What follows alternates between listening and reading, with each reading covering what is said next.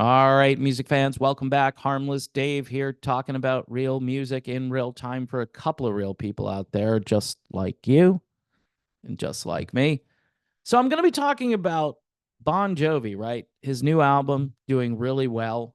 And it's just weird, like the cognitive disconnect between the radio business right now and what people seem to want to buy or purchase, what they want to like, and what they're catering to. They're just catering to a different time, right? Like they're operating 30 or 40 years in the past and they have no interest other than my friends over at Modern Retro Radio. They have no interest at bringing new music to the people who would probably appreciate it the most, but yet they'll put it on their website.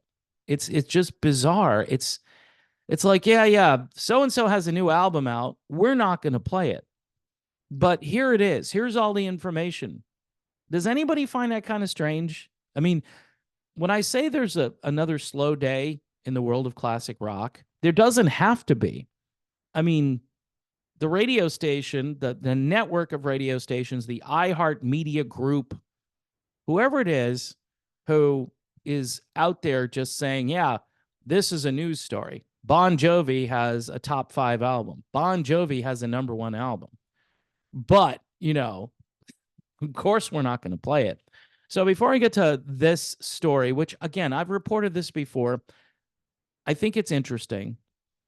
And I think people are aware of it. Some people care, some people don't. But here's FM. This is another band I've been promoting. Old Habits Die Hard. This is a fantastic album from start to finish. Yeah, this is an older band, right? A classic rock band from the 1980s. And every time they put out an album, it's gold. It's money in the bank. If you like melodic rock, listenable, well-produced, great songwriting, FM, Old Habits Die Hard, with Steve Overland as your singer. He's pretty good. So Bon Jovi, who has had some issues with his voice, has a top 5 hit with his album called Forever. Forever debuts at #5 on the Billboard Top 200 album chart, making it the band's 14th top 10 hit. The New Jersey Rockers moved 52,000 equivalent album units. So they're selling albums. Some of those are probably downloads, but they're selling product. Thanks to 50,000 of that being complete album sales. Forever also debuts at the #1 spot on the top album sales chart. That is a phenomenal achievement. And this is where Bon Jovi is today as far as, he's still fairly popular. He is able to sell lots of albums. Now, my prediction will be this is going to be very fleeting. This will not be a sustained sales. In other words, in a few weeks, people will probably forget about Forever. But in this brief time period, Forever is now Bon Jovi's 22nd album to chart on the Billboard Top 200. Their first was 1986's Slippery When Wet, which was also their first #1 album. So this is a pretty big deal. They've done this in 5 separate decades. #1 albums in the 90s, the 2000s, the 2010s. So Forever makes it so they're joining other big name bands, AC/DC, Def Leppard, Metallica, and U2, as the only bands to have a top 10 album in each of the last 5 decades.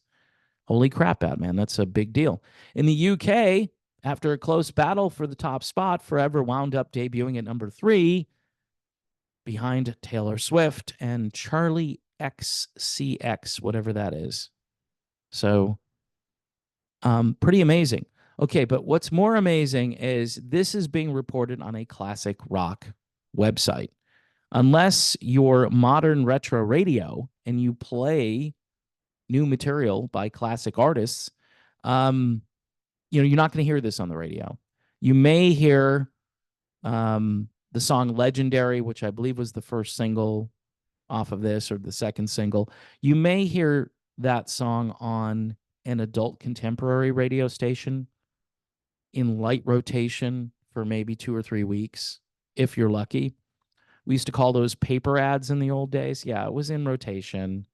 And we could report to the record label, yeah, we're playing it for you. Yeah, we're playing it at 2 o'clock in the morning, or at times when people are not listening. That last quarter hour is really where all the garbage goes. People probably don't know that, but right before the top of the hour typically is when your weakest material gets played.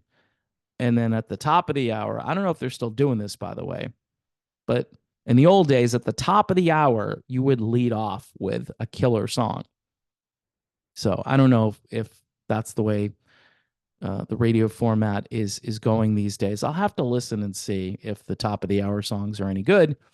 But this is just discouraging from the vantage point that, okay, people want Bon Jovi. They're buying Bon Jovi. This shows you the cognitive disconnect between the radio industry and what the people actually want. If you designed a radio format where you played classic rock from the past and integrated it with newer classic rock from today, because it doesn't have to be old to be a classic, it just has to sound like it fits in. Now, this album kind of goes back to a little of what Bon Jovi used to be like. They still need Richie, but it's better than some of the stuff they came out with, say, 10 years ago, right? Just they were trying to be kind of like this alternative adult contemporary band. I think now they've just embraced their past, and they sound better for it. And as you know, John Bon Jovi is struggling with his vocals in the studio. Certainly, you can do some things in the studio to create a song and not destroy your voice in the process and get the most out of it. You could do a deep fake. Nobody would know. If you know what a deep fake is, they just take, I don't know how many seconds, maybe 20 seconds, 10 seconds of your voice, run it through a machine, run it through a computer, and you can design a song with that vocal sample. And they're doing it too, not only just in the studio, but they can do it at live shows. So that's why when people go to see a live show, especially if it's an older band, buyer beware, as they like to say on those Consumer Reports, because you're probably getting some AI and you don't know it. Because a deep fake will completely there's no way you're going to know. It's that good. It is really that good. The only way you're going to know is if you've got some miming that's going on. The Eagles have recently been accused of that stuff, and the miming doesn't really jive with the actual sound that you're hearing. That's because older guys are probably not all that good at lip syncing because they didn't do it for their entire career, and now they're being asked, to mouth the words. So anyway, folks, I just find it strange that a classic rock website, and I will keep pointing this out, are you playing the new Bon Jovi song?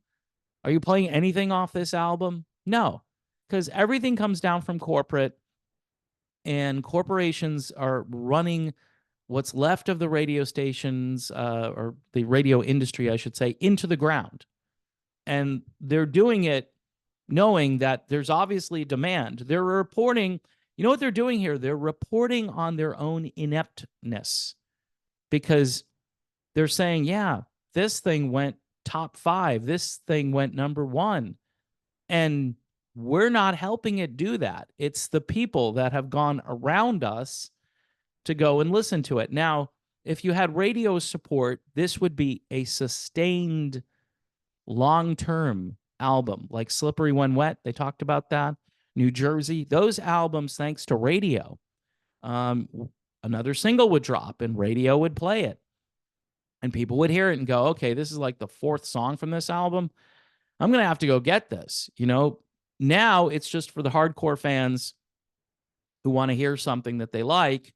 They'll go out and purchase the album. And once the hardcore fans go away and stop purchasing, then that album is just going to drop like a rock. And it's happened almost every time a classic rock artist, whether it's AC/DC or whoever, comes out with an album. They do well for a few weeks and then it's gone and it's memory hold. They're not going to play anything off of a newer album. You know, AC/DC. I think my buddy Audie was talking about the song "Shot in the Dark," which came out a couple of years ago. Not the Ozzy song, the AC/DC song, and it's a great song. And you would think, okay, this is going to have legs. This will be forever in the catalog of music that this radio station that you heard it being played on. You'll hear it again someday when the song is like a year or two older. Nope. Nope. They're just going to file it away and they'll play For Those About to Rock again and again and again. And you're just going to be stuck in a time warp. So that's the current radio scene, just explained in kind of a haphazard way. By the way, folks, if you're subscribed to the channel, see if you're getting notifications. We've got schizophrenia out there right now from one video to another as far as viewership goes, closing in on 80K, which is pretty amazing. But I'm still getting like 1,300 views. 1,300 seems to be a plateau on some of these videos. My interview, by the way, with Audie from Modern Retro Radio, I dropped that yesterday. Two guys having a great conversation. I know that's not super interesting to the algorithm or to certain people, but I would check that out because he's a smart guy and I'd like to think that I can keep up with him. And we had a great conversation about the radio business and other things. So check that out. And also check this out, FM, Old Habits, Die Hard. This is a great album if you want something new to listen to. Yeah, your classic rock radio station down the street is not playing this album. And they're not playing a ton of great music that I suggest to people. I do have patrons who say thank you for doing that. We appreciate that. It's been a little bit of an off year when it comes to new releases, at least from my vantage point. But, you know, I'm still finding some stuff, and I've got some stuff on the way from very far away. So when it gets here, I will be talking about it. It'll be hard for you to order, but you could stream it, right? Because everybody's going to stream everything. All right, folks, that's my little episode here. Thank you for watching. Please don't forget to subscribe to the channel. Also, pray for peace in the Middle East and around the world and in your own heart. And I will see you very soon.